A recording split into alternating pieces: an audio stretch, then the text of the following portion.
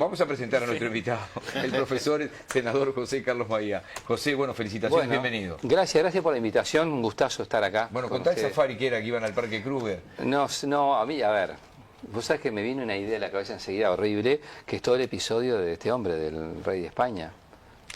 Sí, claro. Sí, rey Juan Carlos. La brutalidad. Es una cosa espantosa. Pero no sé por qué dije eso. Después No, porque, ¿qué fue que dijimos? Estamos hablando de África. Tú dijiste seguro. Claro, vos dijiste que las piedras iban a África también, los doctores. No, dije que ponían en los diarios cuando viajó a tal lado, el doctor no. Tal y señora te ponían en el diario, ¿no? Porque eso era...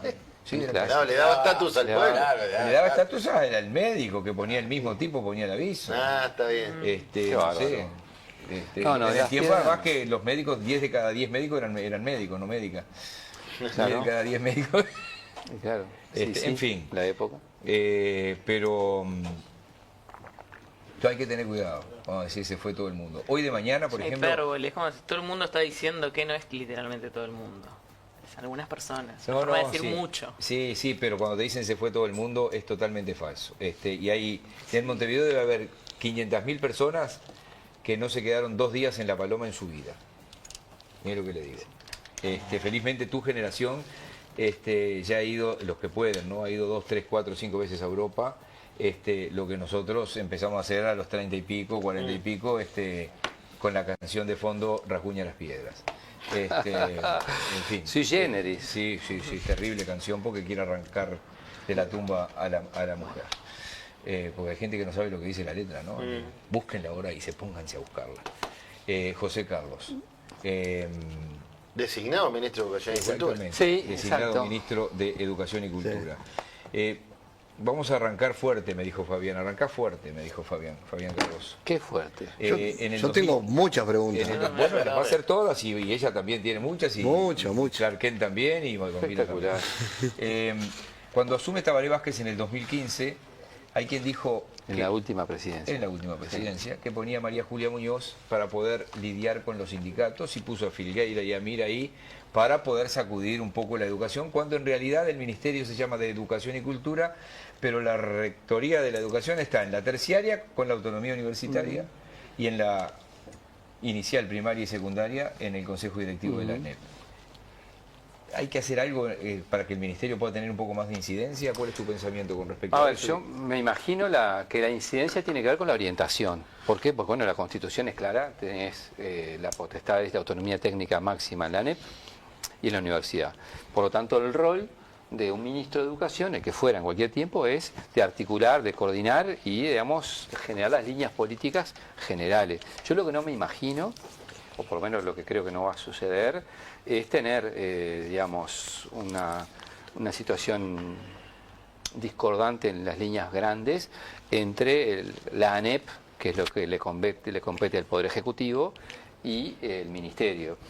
Dentro de eso, cada cual en sus potestades, tiene mucha diversidad del Ministerio de Educación y Cultura en sus contenidos, muchos objetivos, por lo tanto, nada... La idea mía... ¿Más potestades tendría que tener el ministerio? Eso es la pregunta, capaz que no lo pregunté bien.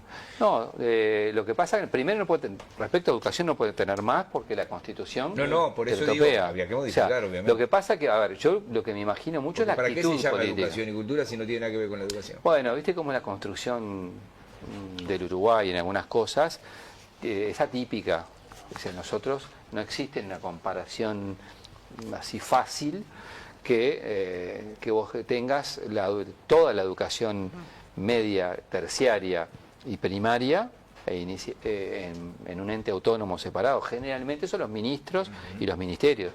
Es atípico el Uruguay. Bueno, yo lo que me imagino es tener la máxima sintonía posible en el armado de los equipos, en los objetivos centrales. Después, cada cual tiene competencias. Es así. José Carlos, me interesa saber qué postura tenés tú respecto a si habría que revisar o no la reforma educativa, lo que este gobierno va a llamar transformación educativa. Me tocó entrevistar a Gabriel Chirichi, que fue asesor de educación de Yamandu Orsi en campaña, y Chirichi es de la idea que se debe revisar la reforma y que hay algunas cosas que no deberían seguir o se deberían revisar, y entiende él que no ha sido todo lo profunda que debió haber sido. ¿Cuál es tu postura respecto a la reforma educativa que implementó este gobierno? Primero llegar sin un preconcepto, ni en un sentido favorable, no en un sentido de decir vengo a cambiar todo. Yo detesto en general ese sentido fundacional que pueda tener uno que llega, ¿viste? Y cambió el eje de las cosas del mundo. Hay que tener perfil bajo, humildad, tener claros objetivos que no dependen solo de uno mismo, sino de una cantidad de políticas públicas. Y en cuanto a la transformación educativa, bueno, tenemos una oportunidad que la dan los hechos. ¿Cuál es la oportunidad que dan los hechos? Bueno, el 1 de marzo asume Yamandu Orsi, a los 2-3 días, no me acuerdo cuando fijaron el comienzo de clases ahora. El 5, al otro día, el miércoles de carnaval, se les trancó la neurona y van a hacer esos 3 días ahí que se pueden compensar en cualquier resto del año y van a faltar, ahí sí, decenas de niños. Que los ahí padres tenés el lío histórico entre turismo y educación, ¿verdad? Sí, bueno, pero es así. Tenés un sector casi que deberían difundido. conversar. Bueno, pero pasa eso, y ahora pasó. Lo que digo es, pongamos el 5, ¿verdad? No, eso es 5. Por eso es el 5. Entonces, ahí ya tenés, desde ahora, las horas elegidas en secundaria, en UTU, ¿no? Está todo diseñado. Tenés la carga presupuestal de este año, que es este periodo, para el año que viene, este periodo. Entonces, hay tiempo, es lo que decís vos. yo creo que hay tiempo, o sea, tenés que analizar y sin preconceptos. Se va a cambiar todo aquello que tengamos que cambiar y si las cosas que tengas que sostener, también. No hay una cuestión de proporcionalidad. Pero hoy tenés claro que de la reforma, porque además sos docente. Sí, claro. ¿Qué cosas no ves con buenos ojos? Sí, no quiero decir públicamente más de lo que entiendo conviene decir públicamente por esto. No están designadas las autoridades a la ANEP. Entonces, para ser un poco consistente con lo que dije recién, te digo, mira, hubo problemas de implementación. Cuando vos tenés que el 97% de las ATD te dicen, esto está mal, y no estamos de acuerdo, y seguís de largo, ahí hay un problema. Dato de la realidad. Entonces, Robert Silva dijo que ya las ATD son lo mismo que el sindicato. Bueno, está, pero... Lo dice públicamente. Está bien, que diga lo que entienda. Es medio raro, ¿no? Esta situación. Yo estaba pensando... No, por favor. Bueno, no me tiro un centro que después se lo cabeceo. Claro, porque casi me sale una respuesta de boliche. Pero está, me estoy reprimiendo un poquito. Me parece bien. Me parece mal, perdón. Está, pero lo que digo es esto. No me desconcentre. Robert Silva fue electo como consejero por el orden docente, Sí. o sea, entre comillas, compitió o estuvo con los sindicatos y se sentó en una silla durante todo el tiempo que estuvo en el CODICEN y era a través del sistema que se diseñó con la estructura de la educación que propuso el Frente Amplio.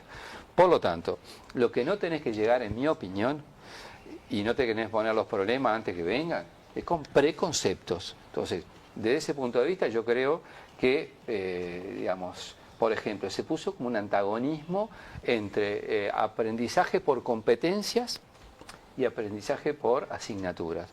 A ver, noticia, durante el gobierno del Frente Amplio, había áreas donde se empezaron políticas educativas en competencias y convivió con otros. Entonces, no voy a agregar problemas donde ya pueden haber. Entonces, hay que revisar. Hay que revisar sin preconceptos y saber que, bueno, el diseño de la totalidad, de la globalidad, estaría comenzando el 5 de marzo.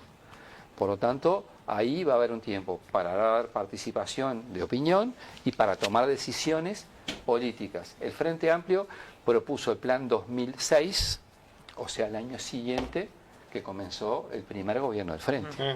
Me imagino que puede haber un tiempo en esos términos. Bien. Maya, siento que se discutió mucho con la reforma anterior el tema de la currícula, lo que estabas diciendo. Y en realidad los centros educativos son mucho más, son centros de referencia sociales que deberían ser lugares seguros para los chiquilines y que hemos visto, bueno, que en algunos casos se balearon, que les enseñaron cómo agacharse abajo de los escritorios, todo eso. Me interesan más qué propuestas o qué planes, qué están pensando en ese sentido de cómo reforzar a las instituciones como corazón del barrio, como lugar de referencia para la comunidad, cómo lo ven. A ver, primero estoy absolutamente de acuerdo con la descripción del rol, número uno. Número dos, la clave para mí está en la gestión, en cualquier área. Es decir, vos podés tener el mejor marco jurídico, habido y por haber, el marco legal, pero si después no actuás adecuadamente, las políticas públicas fracasan. Entonces, esa es la clave. O sea, los actores, digamos, Claro, los si vos, directores, docentes, me parece que se inspectores. juega mucho en eso. Y eso, por ejemplo, con que lo que se habló mucho de que elijan las horas por 3 años, ¿qué es lo que tranca? Porque se lo he preguntado hasta la grota y siento que no lo termino de entender. Bueno, lo que tranca, bueno, son muchas cosas, ¿no? Creo que la ANEP es una estructura pesada en sí misma. Entonces yo creo que uno de los campos que tenés que avanzar sí o sí con, en este caso sí con los sindicatos, es bueno, hacia tener más cantidad de tiempo, los 3 años, en un mismo centro de estudio. Acá empezaron a hacer alguna cosa media focalizada en algunos centros del interior, en algunos departamentos del interior. Por ejemplo, yo creo que el ejemplo más que me viene a la memoria es el de Flores, pero tenés que empezar a hacerlo de verdad. Lo que pasa es que eso tiene consigo una carga presupuestal y un nivel de previsibilidad de cosas. Hoy me preguntaban unos colegas tuyos, por ejemplo, nosotros tenemos una tradición que es que los que nos vamos envejeciendo en el sistema, vamos eligiendo quién ¿Y qué me miras a mí? No, yo no miré para acá. No, pero además yo me siento congénere contigo. O sea, soy parte de... No le voy a mirar a ellos, le voy a poner del otro lado. Pero a ver... nos entrevistamos desde la fundación de Asamblea Uruguay. Exacto, bueno, exacto, sí. 30 años. 30 años. Pero vos imagínate, acá vos ¿qué tenés con esto? Yo voy envejeciendo en el sistema y voy avanzando por grado. Cuando avanzo por grado, tengo mejor chance de elegir dónde quiero estar con mis horas. Bueno, deberíamos trabajar en un sistema de estímulos, y hasta acá llego en esto, un sistema de estímulos que todos lo decimos y es que hasta ahora no lo hemos puesto en marcha adecuadamente. Que los lugares más complicados no los elijan los últimos que... Claro, que vos, pero ¿cuál es el estímulo que yo tengo? Sí, naturalmente... Si quiero ir al que está cerca de mi casa. Cerca de mi casa, que es académicamente... Tengo esa vocación, pero tengo que ayudar a que eso pase. Entonces, esa es una cosa que tenés que trabajar con los sindicatos. ¿Por qué? Porque está el estatuto docente. El estatuto tiene una serie de derechos consagrados que, bueno, que es el camino a trabajar. Entonces, hay muchísimo para hacer en esta materia. Fabián. José Carlos, estamos hablando muchísimo de educación, y ahora quiero hablarte de la otra parte. Estoy contestando, dale, vos dale. Dentro de lo que obviamente estás manejando en estas primeras horas, sí. De la otra parte que es la de cultura, que es importante, porque además el perfil de lo que el presidente dispone en el ministerio son 2 personas vinculadas a la educación. Vos has tenido un papel también en el Parlamento con la cultura al integrar las comisiones de educación y cultura. Pero en el caso, por ejemplo, de la subsecretaria, tiene una destacada experiencia sindical y últimamente de gestión en la educación. Me imagino que todavía no están los nombres para el área cultural. Te imaginas bien. Pero los rumbos sí.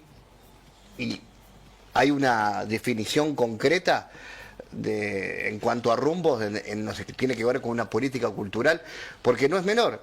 Es un cambio no solamente de partido político, sino que posiblemente hacia un cambio cultural, no sé si se entiende, un fuerte cambio cultural, el signo ideológico de un gobierno a otro. Entonces, un retorno de las fuerzas progresistas al gobierno implica un cambio en las políticas culturales. ¿Qué tan fuerte? Bueno, a ver, primero yo reconozco y valoro lo que es lo ideológico.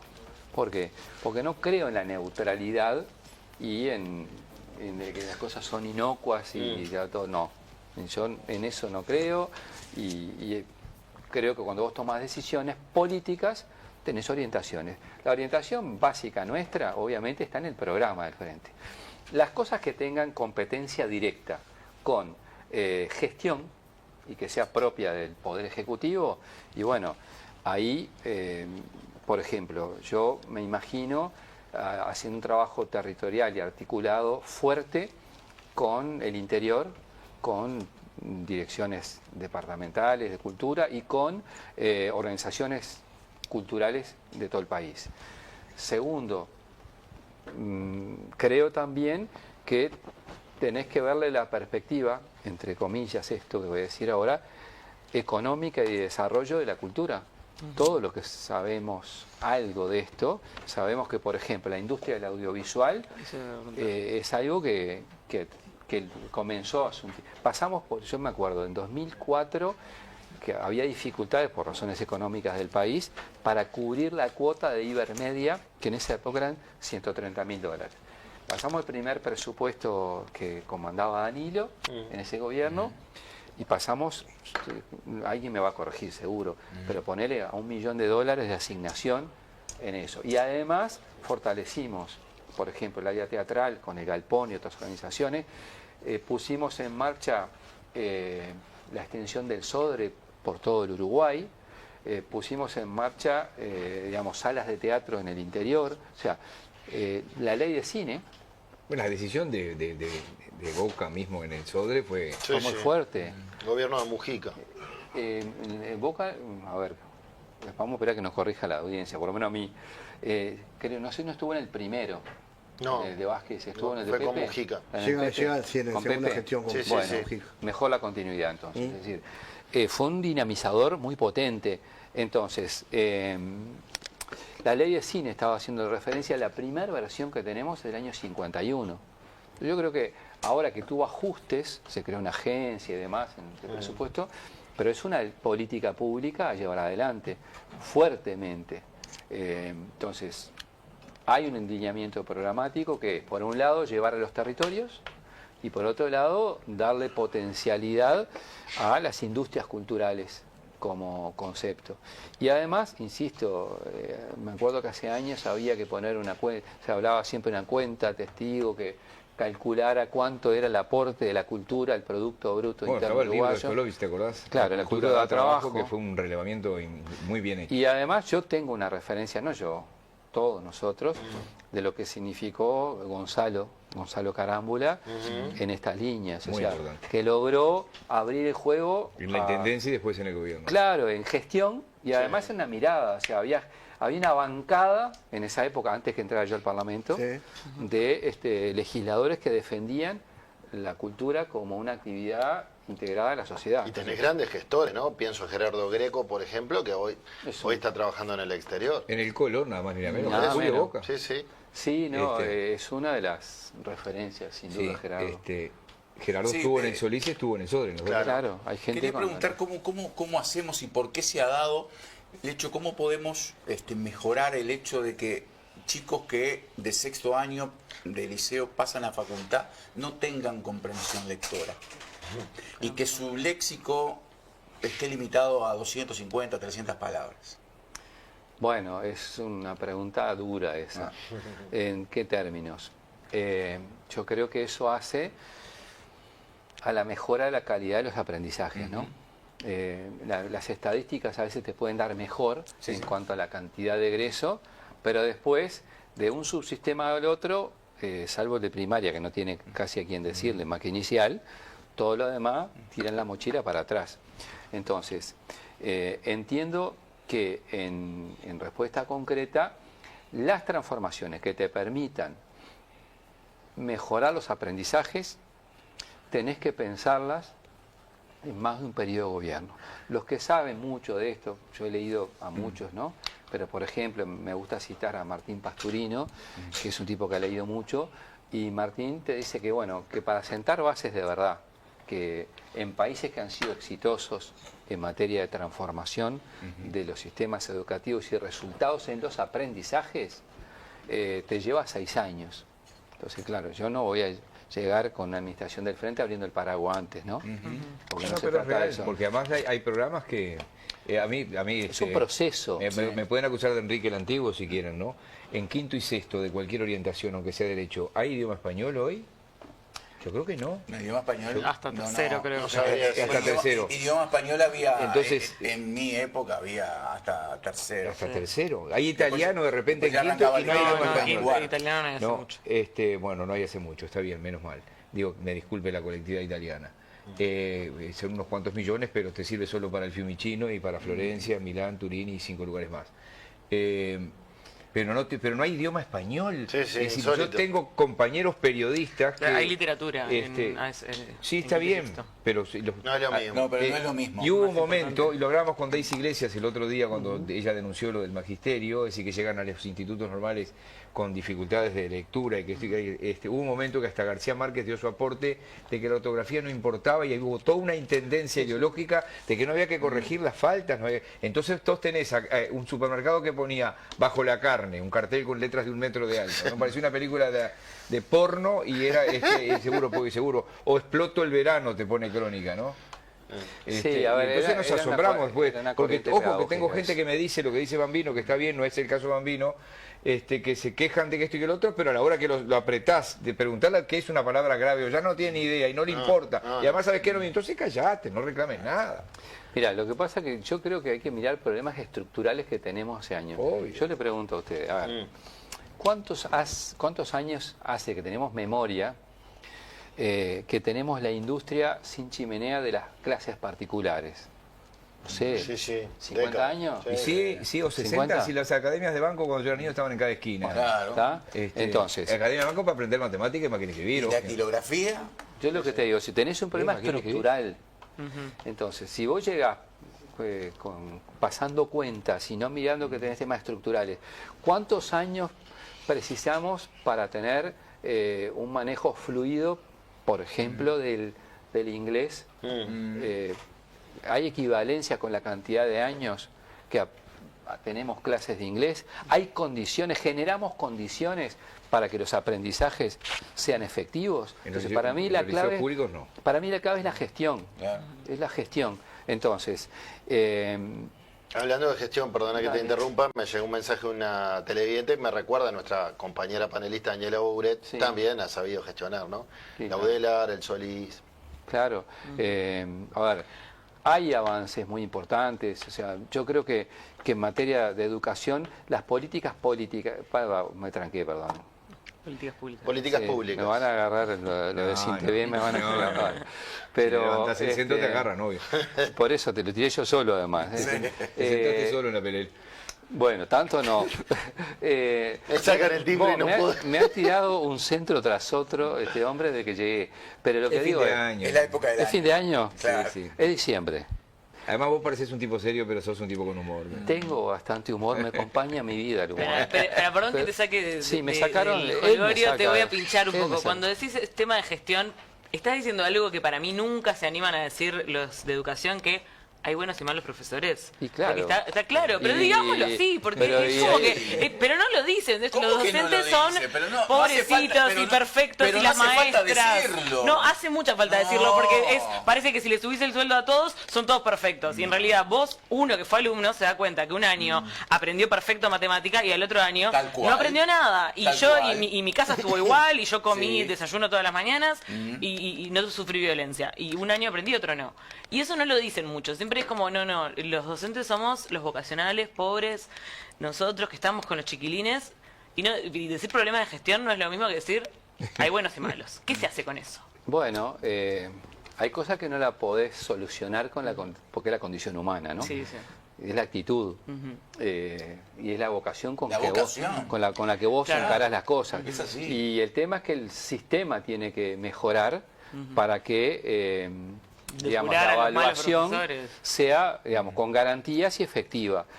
Pero eso te pasa en todas las actividades, ¿no? Claro, pero ver. esta es muy delicada, porque es Claro, el- pero vos si a nosotros, que yo tengo actividad política hace muchos años, también tenés tipos que son muy buenos y otros que no. O sea, en todas las actividades y profesiones tenés, vos sos médico y Totalmente. tendrás un médico que será brillante y tendrás otro que es espantoso. O sea, es general el concepto. Claro, pero por ejemplo, en medicina seguro hay médicos espantosos, pero no sé, la propia carrera depura. Esto Sí, sí. capaz que hay que A necesitar mí lo que pasa es que algo. me hace acordar un cuento de la Andricina, ¿no? Del carpintero y del médico. Es muy bueno decirlo. Él por edad la conoce, ¿viste? Como yo. El carpintero malo tiene menos dedos. No, el carpintero... ¡Qué buenísimo! No era... No, Si tiene 10, tan malo no es. No, Es muy buena esa. no, era... A ver, ¿con qué se tapaban los errores? Seguro, el médico había mandado a hacer un mueble y entró a la carpintería. Y lo estaban terminando ahí, con un formón, si sabe todo el mundo lo que es un formón. Norman es como un destornillador ancho que sirve para rebajar la madera. Y hay de todo tipo de tamaño. Hizo así y se le zafó y le rompió un pedazo. Que le metió masilla, lo lijó, y el médico mirando de atrás, ¿no? Que este que el otro, ¿no? Lo barnizó y todo, dice, así tapan los errores ustedes, le dice el médico, sí, mejor que ustedes que lo tapan con tierra, dijo. Bueno, ese es exactamente. Entonces, yo, a ver, insisto, todas las profesiones, la docencia también, tiene buenos y malos profesores. A mí me ha tocado en mi vida tener gente que ha sido brillante y de la otra. O sea, lo que pasa que hay un tema que es clave. Mira, la educación, el sistema educativo se extendió. Sí. O sea, hay más gente que accedió gradualmente con los años en Uruguay, afortunadamente al sistema educativo. Totalmente. A ver, yo soy de Las Piedras. En Las Piedras, cuando yo era adolescente, había un solo liceo, Igual que yo. el Liceo Hermano Rosé. Ahora tenés 5 liceos, y no cambió la población. Claro. O sea, Eso es siempre igual. Por eso te digo, llegamos a más gente. Entonces, Y estaba aquella diferencia que el de la clase media colgaba el pincel, media alta y alta iba al liceo y el pobre iba a la escuela industrial. Iba a la UTU, cuando en realidad hoy... Lo que pasa es que era como un castigo, aquello, ¿te acordás? Si no estudiás, te mando a la escuela industrial. Seguro, y es una cosa notable. Yo tengo amigos que jugábamos al fútbol desde niños, que ellos fueron a la UTU y se transformaron en electricista. Hoy uno hace edificios de 20 pisos de electricidad. a ver, yo creo que la educación uruguaya pública tiene buenas bases para edificar. Creo que hay una reserva, un acumulado histórico en la sociedad. El 85% de la matrícula del Uruguay va a la educación pública. ¿Tá? Las distancias se achican cada vez más en cuanto a las características de la educación, en cuanto a su calidad y a su funcionamiento en el interior. Cuando te acercas más a la capital, ahí aparecen mayores diferencias. Y hay gente que hace, por razones de su propia vida y su familia, un esfuerzo económico muy grande para enviar a sus hijos a la educación privada, donde no es una sola, igual vos tenés colegios muy humildes, Exacto. de sectores muy humildes, que, bueno, a mí lo que me tiene que llevar a esto es a que mejore la gestión de las políticas públicas para que la diferencia sea la opción, una opción que por distintas razones se da. Entonces, me parece que para mejorar eso hay un objetivo. Nosotros tenemos centralmente una definición. Nosotros queremos llegar a políticas públicas en materia educativa con acuerdos. Lo dijimos antes de los resultados electorales. O sea, un pacto nacional político y social, así le llamamos. ¿Sobre cuántos puntos? Yamandú decía 3 o 4. No los precisamos a propósito. ¿Qué quiero decir con esto? ¿Qué podemos focalizar? Primera infancia. En primera infancia tiene que haber un correlato presupuestal y un correlato de gestión. ¿Cuáles son los instrumentos? Bueno, en los gobiernos de frente fue mucho más la ANEP. En este hicieron también énfasis en CAIF, que se vaya perfilando un poco más eso. Tengamos apertura en eso. 2, tenemos un drama, pero no es solo del sistema que tiene problemas, de la presencialidad, de la asistencia de las niñas, los niños, los adolescentes a la educación. ¿Dónde hay un problema ahí? Y bueno, hay un problema de la valoración social, donde hay cosas que trascienden al sistema educativo. Porque si en mi familia pasa que mis hijos no van a la escuela, tengo dificultades para hacer que eso suceda o tengo una valoración, digamos, no muy importante lo que significa para el futuro de mis hijos. Está en juego también lo que pensamos como padres generacionalmente, como abuelos, como referentes familiares. 3, a mí me encanta enseñar historia, es Tu pasión. mi pasión. Hace 3 años que no puedo que no doy clase por distintas razones, pero me encanta. Y es claro que al aula vos llegás con una situación que lo referías en una de tus preguntas vos, que es que estamos en una sociedad más violenta, que llegás con una carga civilizatoria más dura y hay que profundizar atrapar a la audiencia para que para trabajar. Claro, llegamos, digamos, estamos en una sociedad compleja. ¿Cuántas personas tenemos en el Uruguay que tienen apoyo, que hoy por suerte está psicológico o psiquiátrico, con una sociedad medicamentada, desde los más chiquitos a los más grandes. Esos son datos de la realidad, que vos trabajás cuando tenés un docente en el aula parado, tiene esa situación, la tiene él como persona. Entonces, para eso, ¿qué tenés que fortalecer? Los apoyos.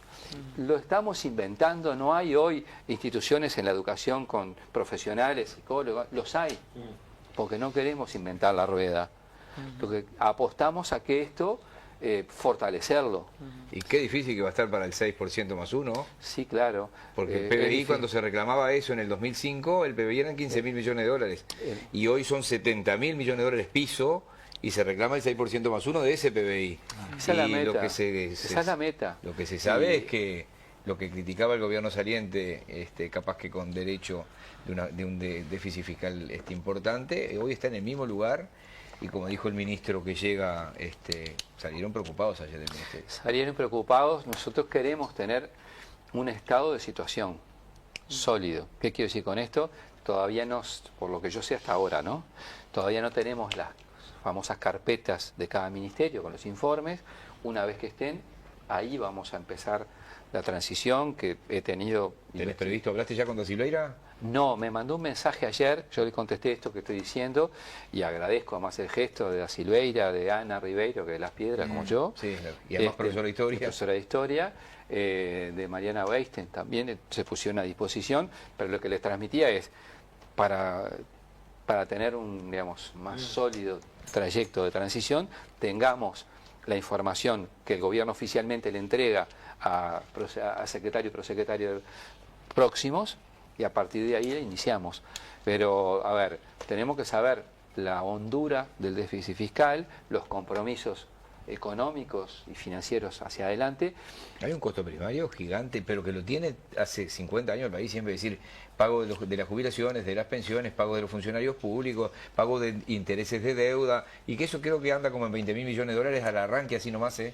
Sí, yo recuerdo que estuvo en un momento muy dramático cuando comenzamos en 2005 con Danilo, que fortaleció el plan de emergencia de la época, dijo esto se blinda, y después se hizo todo un reperfilamiento del endeudamiento que terminó además con completar los pagos con el Fondo Monetario Internacional. Y no deberle nada y chao. Y no deberle nada, que había comenzado el endeudamiento uruguayo en el año 1959. Eso es un hecho histórico del primer gobierno del Frente, que van a pasar los años y vamos a tomar dimensión de la conducción económica de Danilo y todo el equipo, por supuesto, y de lo que significó en términos de desarrollo. Yo creo que lo reconocen todos, ¿eh? Capaz Bueno, que lo dicen muy fuerte, pero pero... ayer en el homenaje, digamos. Pero mirá que elogiosas es muy fuerte eso. Y digo una más, hay una cantidad de gente en distintos ministerios, pero también en la educación, que se ha jubilado con mi edad, Y hay que... docentes. Y eso impacta en los saberes y en lo que es el traslado digamos, de experiencia y demás. La última, acordate que hubo un momento que se tenían que jubilar a los 50 años, ¿te acordás?